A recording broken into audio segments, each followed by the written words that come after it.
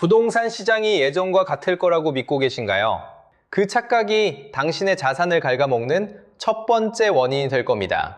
지금은 단순히 가격이 오르고 내리는 시점이 아니라 시장의 판 자체가 뒤집히는 거대한 변곡점에 서 있기 때문입니다. 지금 당장 좋아요와 구독을 눌러주세요. 그래야만 2026년 이 혼돈의 시장에서 살아남을 수 있는 진짜 정보를 놓치지 않게 됩니다. 오늘 제가 드릴 이야기는 단순한 전망이 아니라 정부가 왜 침묵하고 있는지, 그리고 그들이 숨기고 있는 마지막 카드가 무엇인지에 대한 날카로운 분석입니다. 나이가 30을 넘고 가정을 책임지는 입장이 되면 더 이상 움에 기댈 수는 없지 않겠습니까? 실수는 한 번으로 족합니다. 이제는 감이 아니라 철저한 데이터와 정부의 속내를 읽는 눈이 필요한 시점이며, 이를 외면하는 순간 당신의 소중한 재산은 순식간에 증발할 수 있습니다. 이번 영상을 끝까지 확인하지 않는다면 남들이 다 던지고 떠날 때 홀로 남겨진 마지막 낙오자가 될지도 모릅니다. 준비되셨다면 바로 시작합니다. 많은 분들이 지금의 시장을 보며 이번에는 정말 다르다고 말합니다. 과거의 데이터는 더 이상 의미가 없다고 믿고 싶어 하시죠. 하지만 역사를 돌이켜보면 우리가 겪고 있는 이 혼란스러운 흐름은 노무현 정부와 이명박 정부 시절에 나타났던 전형적인 하락 사이클의 재판에 불과하다는 사실을 깨닫게 됩니다. 지금의 상황이 예전과 다르다고 확신하는 순간 당신의 판단력은 흐려지기 마련입니다. 시장의 에너지가 바닥을 드러내고 있는데도 새로운 시대가 열렸다는 착각에 빠져 계신 건 아닌지 스스로 물어보셔야 합니다. 과거 일본의 90년대 거품 붕괴 당시에도 많은 투자자들이 도시화율의 정점과 인구 구조의 변화를 무시한 채 이번만은 다를 것이라는 희망 고문에 시달리다가 결국 파국을 맞이했습니다. 당시의 일본과 2026년 현재 대한민국의 모습은 소름 끼칠 정도로 닮아 있습니다. 공급이 부족해서 집값이 떨어지지 않을 거라는 논리는 이미 수십 년 전부터 반복되어 온 낡은 레퍼토리일 뿐입니다. 과거 노무현 정부 시절에도 전 국민이 부동산 광풍에 휩싸여 매수 대열에 합류했지만 그 끝은 결국 차갑게 식어버린 장기 침체였다는 사실을 우리는 잊지 말아야 합니다. 시장이라는 생태계는 살아있는 유기체와 같아서 일시적으로는 다른 양상을 보이는 듯해도 결국 중력의 법칙을 따르게 되어 있습니다. 지금 나타나는 미세한 반등에 흥분해서 무리하게 빚을 내어 올라타는 행위는 스스로 낭떠러지로 걸어 들어가는 것과 다름없습니다. 우리는 매번 새로운 시장을 경험하고 있다고 착각하지만 사실은 똑같은 패턴의 굴레 속에서 탐욕과 공포에 휘둘리고 있을 뿐입니다. 성공적인 투자자는 변화무쌍한 파도에 집중하는 것이 아니라 그 파도를 일으키는 깊은 바닷속의 흐름을 읽어내는 사람입니다.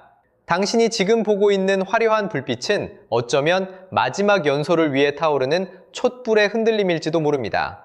변하지 않는 사이클의 본질을 외면한 채 기술적인 지표에만 매달린다면 당신의 자산은 모래성처럼 허무하게 무너져 내릴 것입니다. 그런데 여기서 한 가지 이상한 점이 발견됩니다. 보통 하락장이 오면 외곽 지역부터 무너지는 것이 상식인데 왜 이번에는 가장 견고하다는 강남부터 흔들리고 있는 걸까요? 그 이면에 숨겨진 잔인한 경제 논리를 지금부터 파헤쳐 보겠습니다. 강남은 절대 안 빠진다던 그 견고한 믿음이 지금 처참하게 깨지고 있습니다. 영원할 것 같던 불패 신화의 상징이 왜 하필 가장 먼저 흔들리고 있는 걸까요? 과거 문재인 정부 시절의 폭등장과 지금 우리가 마주한 반등장은 그 에너지의 결부터가 완전히 다른데 사람들은 여전히 예전의 영광에 취해 현실을 제대로 보지 못하고 있습니다. 당시에는 계집도 오른다는 말이 나올 정도로 전국이 투기 열풍에 휩싸여 모든 자산 가치가 비정상적으로 치솟았습니다. 하지만 지금은 시장의 기초 체력이 이미 바닥난 상태에서 나타나는 아주 미약한 반등에 불과합니다. 에너지가 약한 시장에서는 돈이 몰리는 곳만 몰리는 극심한 양극화 현상이 나타나는데 억지로 끌어올린 강남의 거품이 빠지기 시작하면 그 충격은 주변부보다 훨씬 더 빠르고 잔인하게 다가옵니다. 노도강 지역은 아직 가격이 버티고 있으니까 안심해도 된다고 믿고 계신가요? 그건 단순히 사이클의 시차 때문이지 결코 안전지대라는 뜻이 아닙니다. 시장의 중심인 강남이 먼저 매를 맞는 흐름이 시작되었다면 조만간 서울 외곽과 경기도 전역으로 공포가 전이되는 것은 자본주의 시장이 보여주는 아주 정직하고도 냉혹한 법칙입니다. 지금의 시장을 보며 사이클이 변했다고 말하는 사람들은 숲을 보지 못하고 나무 한 그루만 보는 격입니다. 노무현 정부나 이명박 정부 때도 지금과 비슷한 양상이 반복되었지만 결국 시간의 문제였을 뿐 모든 지역이 하락의 궤도에 합류했습니다. 일시적으로 시간이 정지된 것 같은 착각에 빠져 현재의 가격을 고정된 미래라고 믿는 순간 당신의 투자 인생은 돌이킬 수 없는 수렁으로 빠져들게 될 것입니다. 흐름을 읽지 못하는 투자자는 파도에 휩쓸려가는 모래알과 다르지 않습니다. 지금은 강남의 하락을 남의 집 불구경하듯 볼 때가 아니라 조만간 당신의 안방까지 들이닥칠 쓰나미를 대비해야 하는 절체절명의 시기입니다. 과거의 패턴이 반복되지 않을 거라는 오만이 가장 큰 적이며 시장은 언제나 그 오만한 자들에게 가장 먼저 가혹한 청구서를 내미는 법입니다. 이제 진짜 무서운 카드가 테이블 위에 올라올 차례가 되었습니다. 정부가 가장 아껴둔 마지막 한 수가 무엇인지, 그리고 그것이 우리 삶을 어떻게 뒤흔들지 아십니까? 바로 보유세라는 이름의 핵폭탄인데 이 카드가 실제로 던져지는 순간 우리는 지금까지 한 번도 경험해보지 못한 미지의 길로 들어서게 될 것입니다. 보유세는 부동산 시장의 생태계를 단번에 파괴할 수 있는 핵폭탄급 카드라고 보시면 됩니다. 정부가 이 카드를 만지작거리는 것만으로도 시장에는 엄청난 공포가 감돌기 마련이죠. 실제로 공시가격이 현실화되면서 반포 아크로리버파크 같은 초고가 단지는 보유세만 연간 4천만 원을 넘어서는 상황에 직면해 있으며 이는 웬만한 중견기업 신입사원의 연봉을 고스란히 세금으로만 내야 한다는 뜻입니다.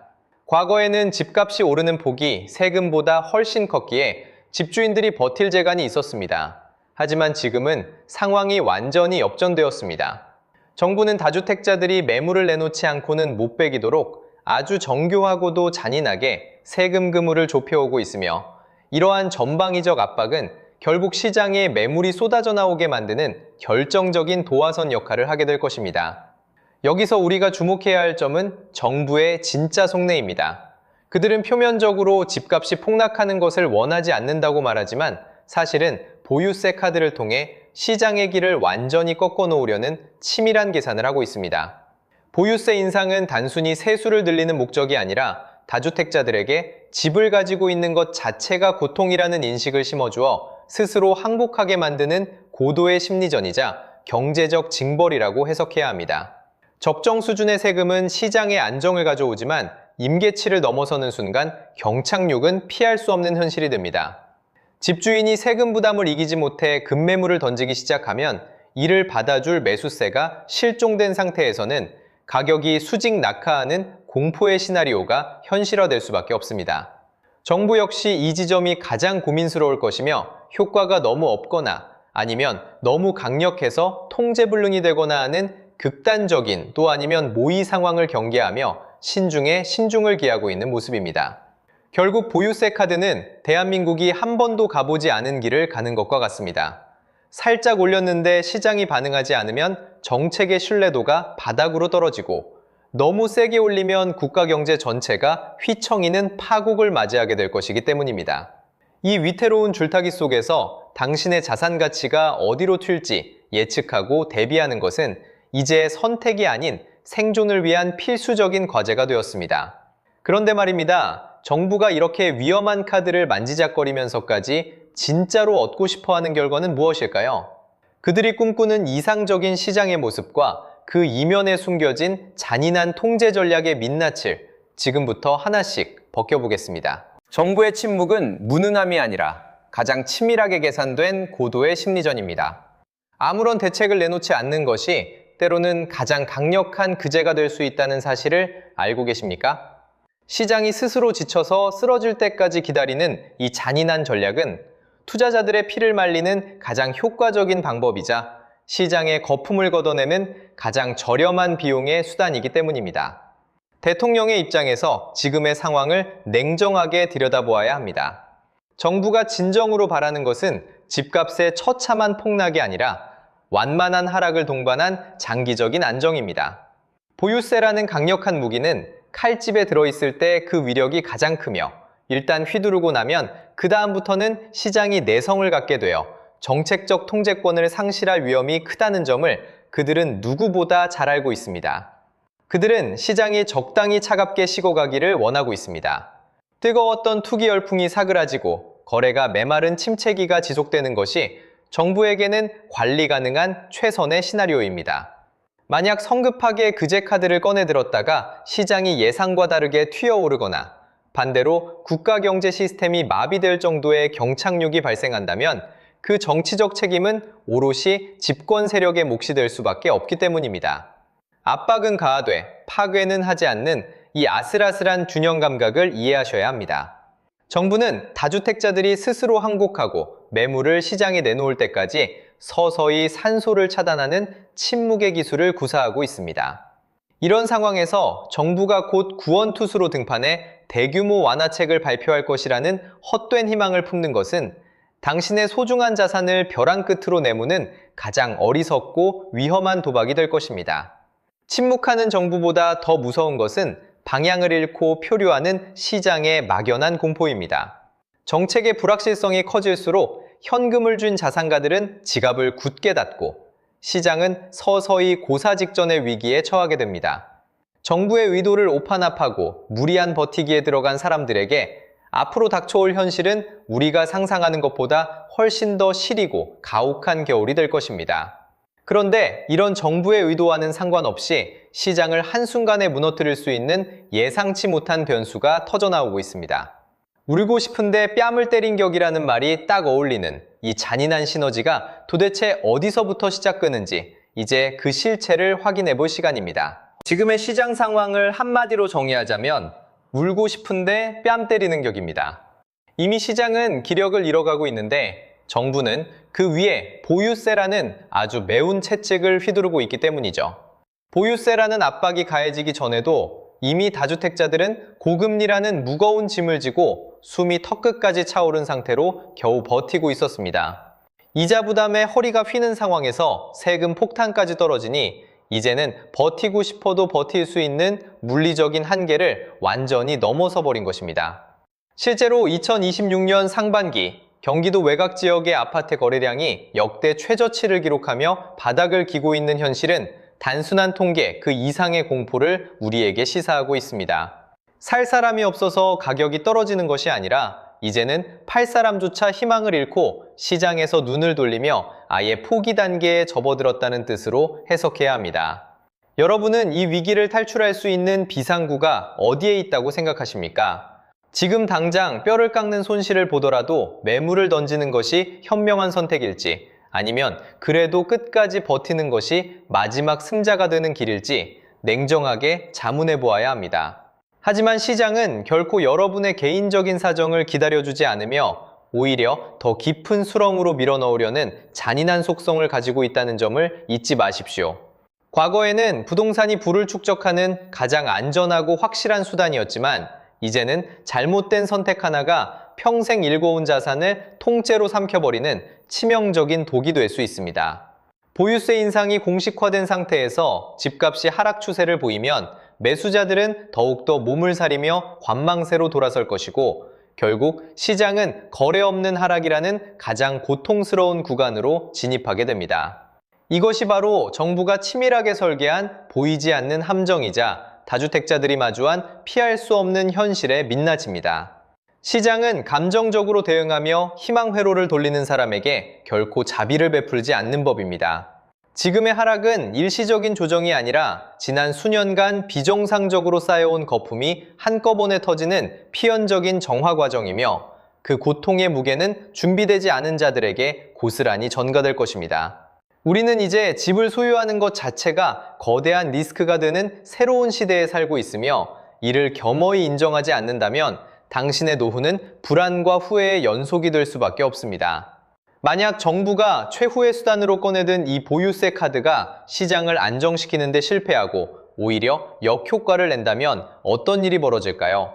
단순한 침체를 넘어 시장 시스템 자체가 마비되고 가격이 수직 낙하하는 최악의 시나리오가 우리 앞에 기다리고 있는 것은 아닌지 이제는 진지하게 대비책을 세워야 할 때입니다. 보유세라는 카드는 정말 위험한 양날의 검입니다. 적정 지점을 찾는 것이 사실상 불가능에 가깝기 때문이죠. 정부가 바라는 것은 시장에 적당한 긴장감을 주어 집값이 완만하게 하락하는 시나리오지만 실제 시장의 반응은 도 아니면 모라는 극단적인 양상으로 나타나기 일쑤입니다. 세금이 어중간하면 시장은 비웃으며 다시 고개를 듭니다. 반대로 세금이 임계점을 넘어버리면 시장은 공포에 질려 얼어붙게 되죠. 집주인이 감당할 수 없는 수준의 세금이 부과되면 다주택자들은 매물을 시장에 쏟아낼 수밖에 없는데 문제는 이 매물을 받아줄 수요가 실종된 상태에서 가격이 폭락하는 경착륙 상황이 벌어진다는 점입니다. 정부는 지금 가보지 않은 길을 가며 도박을 하고 있습니다. 한 번도 경험해보지 못한 수준의 세금 압박이 시장의 기초 체력을 완전히 갉아먹고 있는 것은 아닌지 심각하게 고민해야 할 시점입니다. 보유세 카드를 써서 시장을 잡지 못하면 그 다음에는 쓸 수 있는 카드가 아예 없다는 사실이 정부에게는 가장 큰 공포이자 정책적 막다른 골목이라고 할 수 있습니다. 부동산 시장의 경착륙은 단순히 집값 하락으로 끝나지 않습니다. 금융 시스템 전체를 뒤흔들고 가계부채의 뇌관을 터뜨리는 거대한 재앙의 시작이 될 수 있기 때문입니다. 이런 상황에서 정부가 과연 시장을 끝까지 통제할 수 있을 거라고 믿으십니까? 과거의 정책 실패 사례들을 보면 정부의 의도와 시장의 반응이 얼마나 처참하게 엇박자를 낼 수 있는지 우리는 이미 충분히 목격해왔습니다. 절벽 끝에 서 있는 기분으로 시장을 바라보아야 합니다. 지금은 수익을 쫓을 때가 아니라 어떻게 하면 이 거대한 파도에서 휩쓸리지 않고 살아남을 것인가를 고민해야 하는 생존의 시간입니다. 무모한 낙관론에 속아 마지막 탈출 기회를 놓치는 우를 범한다면 그 대가는 당신의 노후 전체를 저당 잡히는 가혹한 결과로 돌아올 것입니다. 그렇다면 우리는 이 위태로운 시장에서 구체적으로 어떤 행동을 취해야 할까요? 단순한 경고를 넘어 당신의 자산을 지키기 위한 현실적이고도 구체적인 생존 전략을 마지막으로 정리해드리겠습니다. 시장에서 살아남는 것은 단순히 수익을 내는 문제가 아닙니다. 그것은 죽지 않고 끝까지 버티는 생존의 문제입니다. 지금처럼 변동성이 극심한 시기에 무리한 투자를 이어가는 것은 자신의 목숨을 담보로 도박을 하는 것과 다름없다는 사실을 명심해야 합니다. 이미 2026년 들어 영끌족들의 파산율이 급격히 치솟으며 경고등이 켜졌습니다. 무리하게 빚을 내어 상급지로 갈아타려던 사람들은 이제 자산 가치 하락과 이자 부담이라는 잔인한 현실 앞에 무너지고 있습니다. 이런 상황에서 우리가 취해야 할 가장 현실적인 생존 전략은 바로 제가 명명한 30대 70의 법칙입니다. 자산의 70%는 철저하게 현금화하거나 안전자산으로 묶어두어야 합니다. 나머지 30%만이 시장의 흐름에 따라 유연하게 대응할 수 있는 최소한의 공격 자산이 되어야 하죠. 욕심을 버리고 시장을 냉정하게 관망하는 자세가 지금은 그 어떤 화려한 기술보다 강력한 무기가 될 수 있다는 사실을 잊지 마십시오. 희망 회로를 돌리며 반등을 기다리는 시간은 이제 끝났습니다. 손실을 인정하고 과감하게 가지를 쳐낼 줄 아는 용기가 당신의 남은 인생을 지탱해줄 마지막 보루가 될 것입니다. 부동산은 더 이상 무패의 신화가 아니며 오히려 준비되지 않은 이들의 노후를 갉아먹는 거대한 덫으로 변질되고 있습니다. 지금 당장 자신의 자산 포트폴리오를 냉정하게 재점검해 보십시오. 부채 비율이 40%를 넘어선다면 그것은 이미 위험 수위에 도달했다는 명확한 신호입니다. 남들이 다 좋다고 말할 때가 가장 위험한 시기이며 모두가 공포에 질려 떠날 때를 기다리는 인내심이야말로 진정한 투자자의 품격입니다.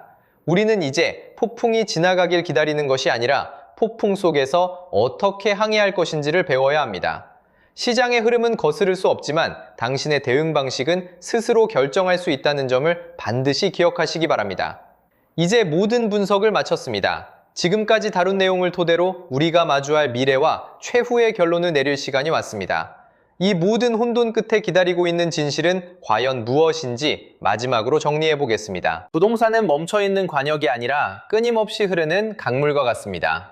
그 흐름을 거스르려 할수록 당신의 자산은 더욱 깊은 수렁으로 빠져들 뿐입니다. 오늘 우리는 정부의 마지막 카드인 보유세의 실체와 강남 불패 신화가 무너지는 잔인한 메커니즘을 살펴보았으며 이는 단순한 하락이 아닌 거대한 시대적 전환점임을 명확히 인식해야 합니다. 이제 선택은 당신의 몫입니다. 막연한 낙관론에 기대어 소중한 은퇴자금을 도박판에 던지겠습니까? 철저한 자기 객관화와 시장의 냉혹한 법칙을 받아들이는 사람만이 다가올 2027년의 새로운 기회를 자신의 것으로 만들 수 있는 자격을 얻게 될 것입니다. 변화를 두려워하지 말고 흐름을 주도하십시오. 제가 그 험난한 여정에 든든한 동반자가 되어드리겠습니다. 시장은 차갑지만 준비된 자에게는 언제나 새로운 문을 열어준다는 사실을 잊지 마시기 바랍니다. 본 영상의 내용은 투자 참고용일 뿐이며 모든 투자에 대한 최종 책임은 투자자 본인에게 있다는 점을 다시 한번 강조하며 오늘의 분석을 마칩니다. 끝까지 시청해주셔서 감사합니다.